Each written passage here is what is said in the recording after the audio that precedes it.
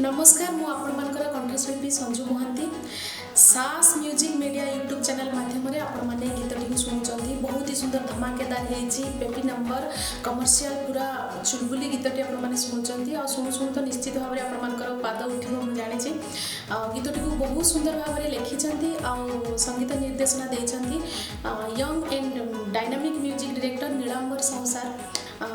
आशा करुँच आपण गीतटी भल लगे भल लगे मात्रे सागे सांग चैनल टी को सब्सक्राइब करेंगे, शेयर करेंगे और भल भल